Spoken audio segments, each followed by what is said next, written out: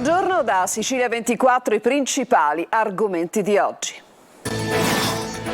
Mazzette in cambio di falsi certificati per ottenere il reddito di cittadinanza. In manetta il gestore di un CAF, 93 gli indagati a Palermo.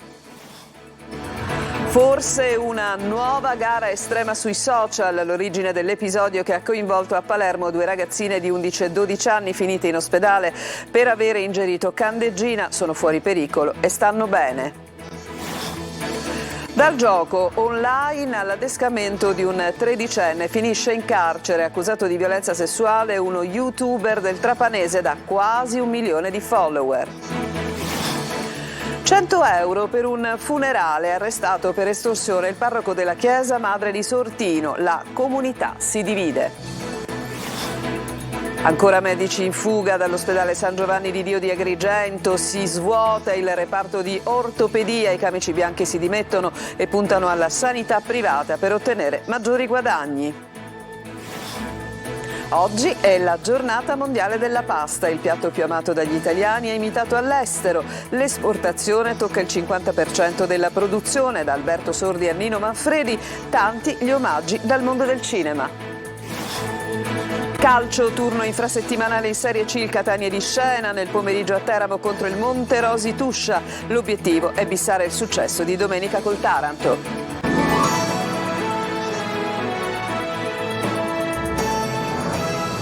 Ancora ben trovati dal nostro telegiornale. Documenti falsi per ottenere il reddito di cittadinanza in cambio attualmente di un compenso economico. Dietro alla truffa c'era un insospettabile impiegato della regione, adesso posto ai domiciliari. L'uomo, che era anche gestore di un CAF, avrebbe regalato il sussidio a ben 53 persone senza requisiti, sequestrati 620.000 euro, 93 le persone indagate. Eva Spampinato.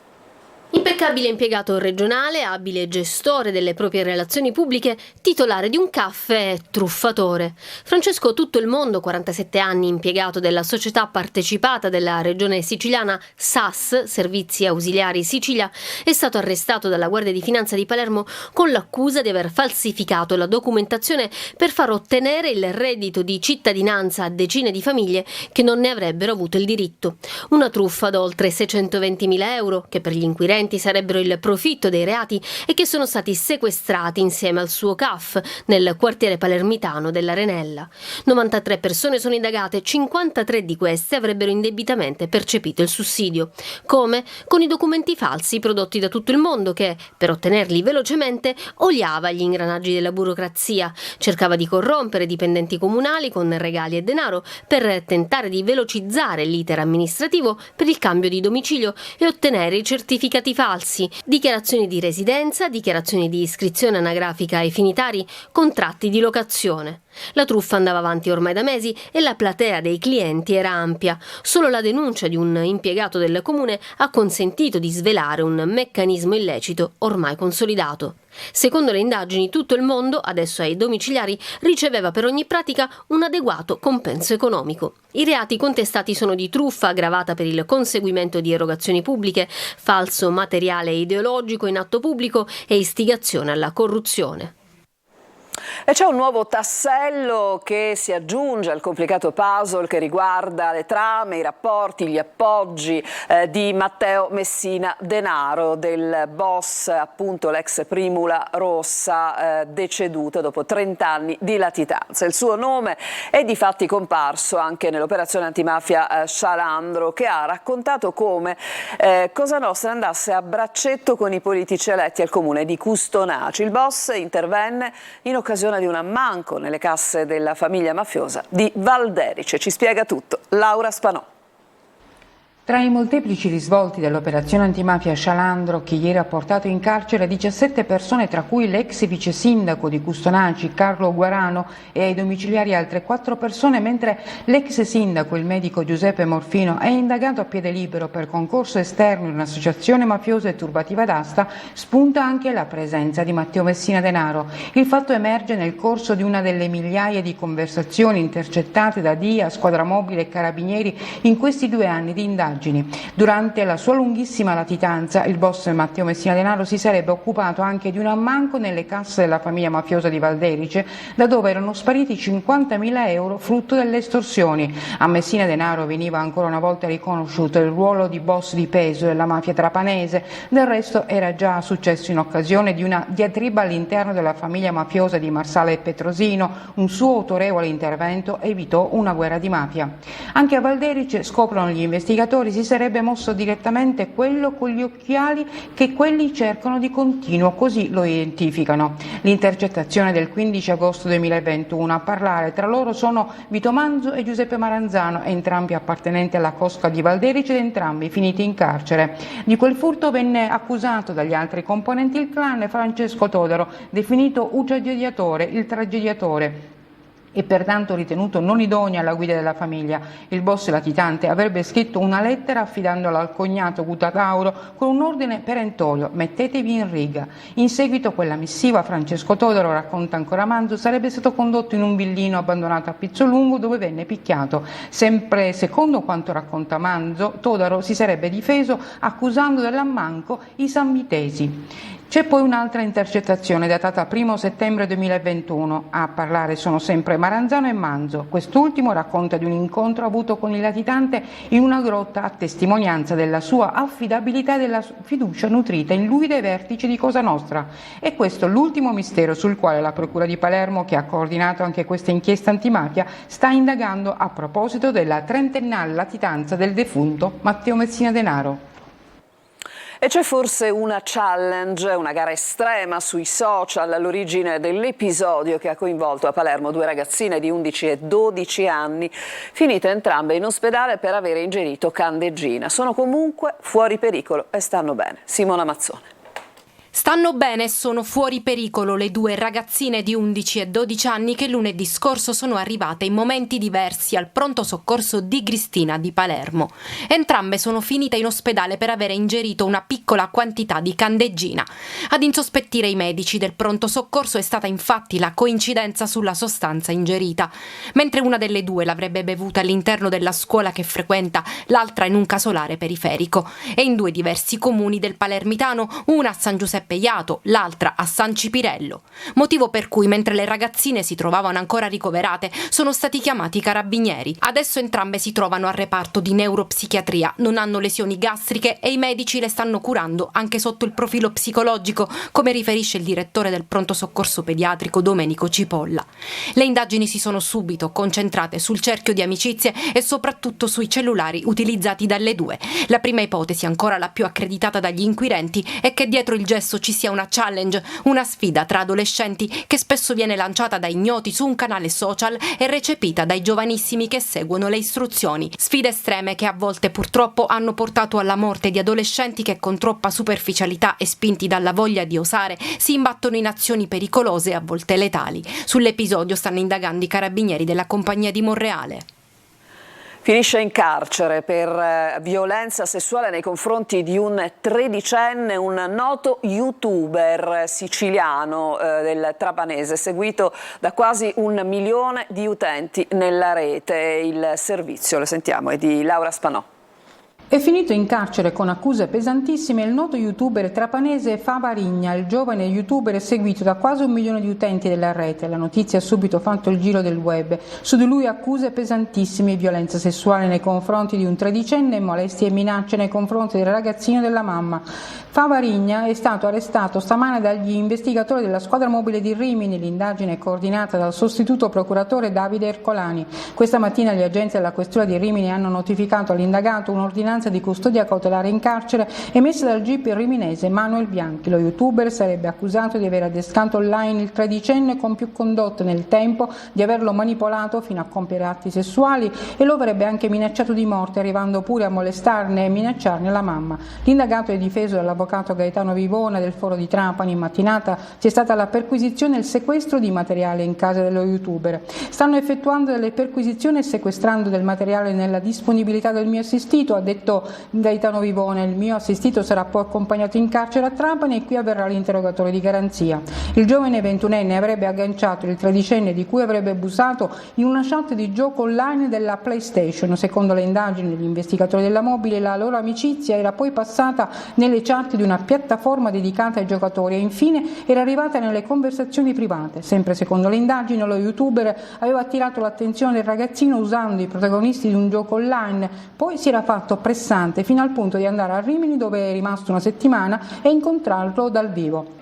In un'occasione gli avrebbe estorto prestazioni sessuali in un hotel della città romagnola. Era stata la mamma del ragazzino ad accorgersi di quanto stesse accadendo scoprendo i messaggi molesti sul cellulare del figlio. La donna aveva prima affrontato direttamente il 21enne dicendogli di stare lontano dal figlio, poi aveva sporto denuncia alla Polizia di Stato. A Sortino, nel Siracusano, i carabinieri hanno arrestato il parroco della Chiesa Madre. Secondo chi indaga, chiedeva 100 euro per ogni funerale. Francesco Aloi. Non so niente, veramente. Sono rimasto scioccato quando l'hanno detto questa mattina. Questa è la pura verità. Basta. Sortino è sotto shock. Don Vincenzo Cafra, parroco della Chiesa Madre, è stato arrestato. Secondo i carabinieri chiedeva 100 euro per ogni funerale. Non me l'aspettavo sinceramente, però purtroppo insomma, ci troviamo di fronte a questa situazione, speriamo che insomma, sia una bufala. Nel piccolo paese del Siracusano c'è chi spera si tratti di una bufala e chi invece se la prende quasi con i giornalisti. Ancora non c'è niente di vero, è inutile condannare una persona che non c'è niente. Ma lei ha saputo qualcosa a riguardo? Niente, io così, voce di popolo, ma è tutto sbagliato quello che fa. Ma c'è qualcuno che ha denunciato però? Lo so, non lo so, gli sto dicendo voi sbagliate a fare queste cose. Il parroco è stato arrestato in flagranza proprio mentre prendeva il denaro, per questo deve rispondere di estorsione. Qui in paese ha sentito voci riguardo queste richieste di 100 euro per i funerali? Sinceramente no, però voce che gira è così. Dispiace, ma non ci posso fare niente. Al nostro arrivo il portone della chiesa è chiuso. Adesso Don Cafra si trova agli arresti domiciliari, ma qui la comunità spera che sia tutto un grande errore. Medici in fuga dall'ospedale San Giovanni di Dio di Agrigento. Si svuota adesso il reparto di ortopedia, i camici bianchi si dimettono da dipendenti per mettersi in proprio e per guadagnare di più. Davide Sardo. Continua l'esodo dei medici dell'azienda sanitaria provinciale agrigentina verso i privati e verso la libera professione. Altri 4 camici bianchi del reparto ortopedia dell'ospedale San Giovanni di Dio di Agrigento, compreso il primario Giovanni Palmisciano, hanno annunciato le dimissioni volontarie dal 1° di novembre. Resteranno solo 2 medici, nessuno dei quali saranno impegnati in sala operatoria e sarà necessario trovarne uno a scavalco. La fuga di medici fa il paio con le recenti dimissioni del primario del pronto soccorso, la rinuncia di un altro e l'addio di 5 medici gettonisti chiamati in servizio solo per l'estate. Il settore pubblico dunque sarebbe diventato meno attrattivo. I medici si dimettono da dipendenti in servizio negli ospedali per mettersi in proprio perché guadagnano di più e vivono meglio, ma il paziente per curarsi deve pagare. Una sorta di privatizzazione della sanità, come denunciato anche dai sindacati. I medici vanno a lavorare nei privati perché hanno contratti vantaggiosi da un lato e dall'altro perché c'è serenità nel posto di lavoro. Qui anziché reinventarsi un modo di finanziamento per il privato convenzionato, continuano a dare più soldi danno al privato, più il privato è in condizione di aggredire i medici della sanità pubblica. A questo si arriva per insoddisfazione di medici spesso capaci e bravi, ma che non riescono a ottenere le gratificazioni professionali, i concorsi, solo perché magari si rifiutano di andare in una delle bettole della politica. In diverse strutture purtroppo non possono essere garantiti in maniera efficace i servizi e quindi si deve fare necessariamente ricorso agli altri ospedali dove c'è un numero di medici un po' superiore rispetto agli altri presidi ospedalieri. Questo ha causato naturalmente dei disagi ed evidentemente ognuno poi ha fatto le proprie valutazioni. Una vera e propria emorragia del personale medico all'ospedale di Agrigento che sembrano arrestarsi. Altri medici infatti sarebbero pronti a rassegnare le dimissioni. Il tema sanità sarà al centro della puntata di oggi di Sicilia 24 Focus. In particolare il collega Luca Ciliberti approfondirà insieme ai suoi ospiti il tema dei cosiddetti medici gettonisti, professionisti a chiamata che arrivano a guadagnare anche 1.200 euro al giorno per colmare proprio i vuoti del sistema sanitario nazionale. In studio con Luca Ciliberti il vicepresidente dell'Ordine dei Medici di Catania, il dottore Pino Liberti, e poi in collegamento il dottore Riccardo Spampinato del Cimo e il professore Giansalvo Sciacchitano. Potrete mandare le vostre domande, i vostri messaggi di testo al nostro numero WhatsApp 342 7455 005. L'appuntamento ve lo ricordo alle 14.30 su Telecolor, ma potrete seguire la puntata anche in streaming sulla siciliaweb.it. Ci fermiamo per una pausa, torniamo tra poco.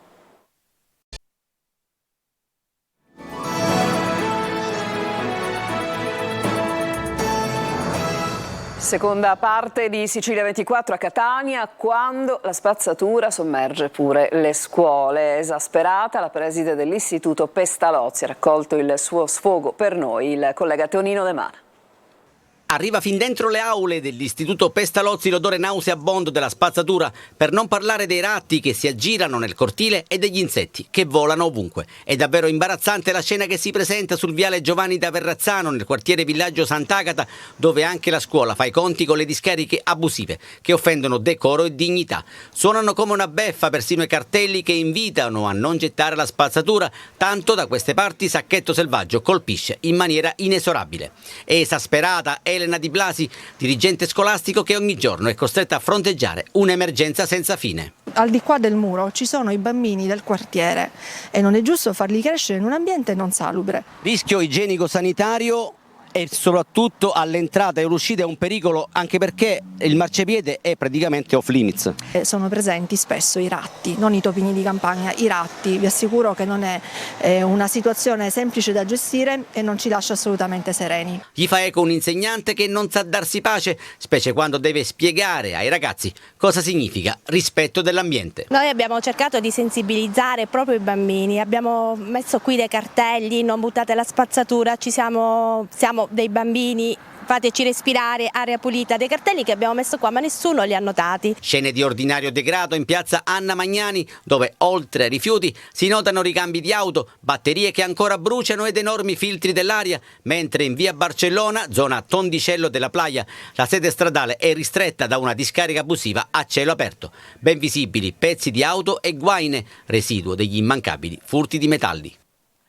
Adesso ci occupiamo di qualcosa decisamente più gradevole, perché oggi è la giornata mondiale della pasta, il piatto più amato sicuramente dagli italiani ma anche estremamente amato all'estero. L'export parla di oltre il 50% della produzione del nostro paese, tanti anche gli omaggi dal mondo del cinema. Francesco Aloi. Maccarone, mi hai provocato e io ti distruggo adesso. Pasta hamburger 1-0. Alberto Sordi che divora gli spaghetti fumanti è una delle scene più famose del cinema italiano. Oggi è la giornata mondiale della pasta, un piatto a cui quasi nessuno riesce a resistere. Beh, certamente sì, perché noi siamo, consumiamo molta pasta. Ecco. Un piatto che piace tanto è spaghetti al pomodoro. Qual è il piatto che le piace di più? Lasagne. In Italia e nel mondo tutti amano la pasta, come in questo ristorante di New York, dove il consiglio di camerieri e chef risulta necessario. Tesoro, ordina un contorno di spaghetti, tutto qua. Le mangerò io le polpette. Sì, le dia a lui le polpette. Beh, gli spaghetti qua vanno senza le polpette. Gli spaghetti non vengono con le polpette. Gratifica il palato e fa bene alla convivialità e al sonno. Sono i meriti della pasta, il piatto italiano per antonomasia, conosciuto e apprezzato ovunque. Con un piatto di pasta aumenterebbe anche la serenità, grazie alla produzione di serotonina, l'ormone del buon umore. Ma la pasta può essere anche metafora di vita, come in questo film con il grande Nino Manfredi. Il sugo avvolge la pasta, arrapandola, la penetra fino a dentro e la ingravida di sapore. Senti che profumarzillo. Adesso ho capito perché si chiama puttanesca. È uno spaghetto rodico, più che altro afrodisiaco. Oltre il 50% della pasta prodotta in Italia arriva sulle tavole d'Oltralpe. Negli ultimi anni l'export è aumentato, superando i 2 milioni di tonnellate. Regno Unito, Germania, Francia e Stati Uniti sono tra i maggiori consumatori nel mondo. Un italiano su 2 mangia pasta ogni giorno e c'è chi sarebbe pronto a gustarla anche a colazione. Adesso ci fermiamo, rientreremo per l'ultima parte e sulle ultimissime che riguardano il Catania fra poco, impegnato nel turno infrasettimanale di Serie C. A tra poco.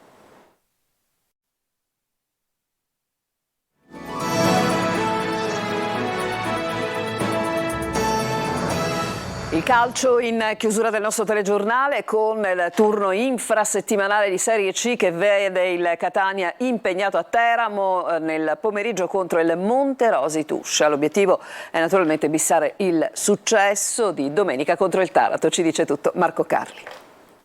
La controprova dopo l'ultima vittoria, quello che cerca il Catania nel match di oggi a Teramo contro il Monterosi Tuscia, squadra laziale del Viterbese che gioca però le sue partite casalinghe a quasi 2 ore di strada da casa allo stadio Bonolis di Teramo appunto. Il Catania che invece proprio in casa al Massimino ha ritrovato domenica il boato del proprio pubblico nel momento in cui più serviva, si porta dentro la carica giusta. Gli etnei sono in Abruzzo da ieri, Tabiani pensa di confermare la difesa a 3 ma con qualche cambio negli 11 rispetto a domenica. Si candida Silvestri, recuperato dopo la squalifica, torna fra i disponibili anche Quaini. Fra i 21 convocati non c'è invece Zanellato per un affaticamento muscolare e mancano dunque quasi tutte le mezzali, se si eccettua Zammarini, circostanza che fa propendere per la conferma del centrocampo con 2 mediani davanti alla difesa. Per il resto Chiarella è pronto a dare il suo contributo, così come la Pisarda. Ci saranno anche quasi 200 tifosi catanesi, 196 per l'esattezza i biglietti venduti per il settore ospiti. Il Monterosi è reduce da 6 sconfitte consecutive, 7 se si considera anche la Coppa Italia. In mezzo a questo ciclo negativo c'è stato anche il cambio in panchina con Taurino che è subentrato a Romondini, senza però modificare il trend che ha portato la squadra laziale a stazionare all'ultimo posto in classifica. Il Catania ha l'obbligo di provarci con pazienza, come dice Tabiani, ma anche con una ferma intenzione. La scalata alla classifica intrapresa col Taranto deve rappresentare solo l'inizio. Calcio d'avvio alle 18:30, con diretta stadio è possibile seguire la partita di Teramo su Telecolor, ampio pre-gara, poi commenti da studio e collegamenti con lo stadio durante il match, infine le interviste ai protagonisti in campo e al tecnico del Catania. Era il nostro ultimo servizio per oggi, naturalmente vi ricordo il prossimo appuntamento con il telegiornale su Telecolor alle ore 19. Vi lascio adesso con il nostro approfondimento, il focus che si occuperà del mondo della sanità, in particolare del fenomeno dei medici gettonisti, con Luca Ciliberti in studio. A tutti un buon pomeriggio.